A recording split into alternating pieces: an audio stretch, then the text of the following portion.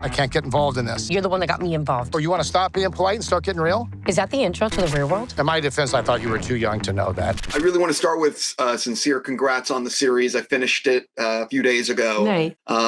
And so I think people are really going to enjoy this one.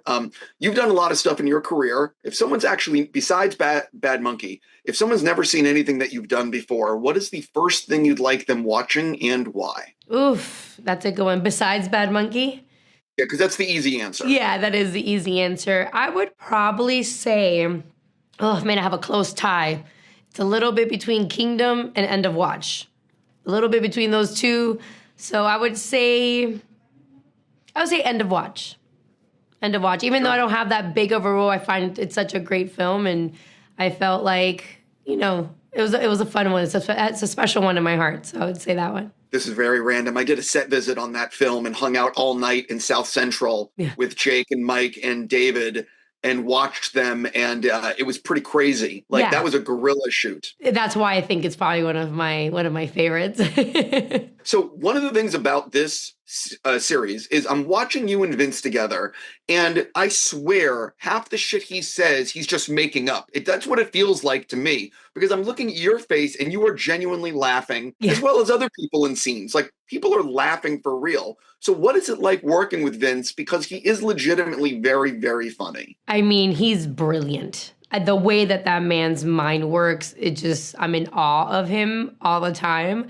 It was great working with Vince Vaughn and seeing him kind of create these moments out of, I wouldn't say nowhere, because we had such a great script written by Bill Lawrence that it just added, whatever he brought just elevated it, and that's one of the things I think Bill was super excited about as well. They made a really good marriage because they would ping pong each other. So we'd be on set and Vince would be going off, and then you'll hear somebody screaming something from the back to add in, and he just adds it right in, doesn't skip a beat.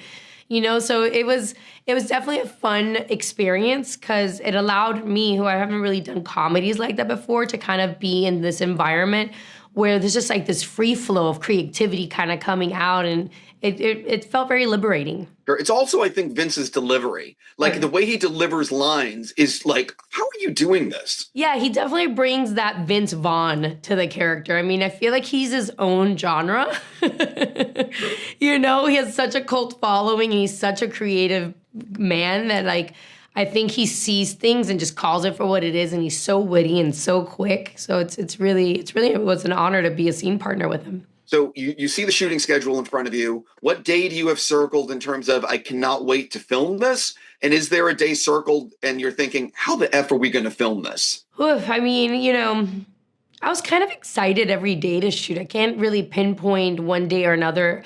We had such a lovely crew. I mean, and being in Miami, it was my hometown. I got to be in different locations that brought memories to me because I grew up in Miami. So I think with that and just having such an amazing ensemble cast, I was just excited. Every day was a different journey. It was a different experience. So the whole shoot, I would have to say, was just a really good time. We just laughed and, I'll say it again, had a great time. I don't know if there were any, but were there any unique challenges for you making this show that were different than some of the other things you've worked on? Yeah, there was definitely a very unique challenge in shooting Bad Monkey that I had never experienced in any show. I was pregnant. So that was definitely very, very interesting to manage that and humidity and be able to be this fast kind of pace. And we had some action and we had some scenes. So that was probably one of the biggest things, I would say.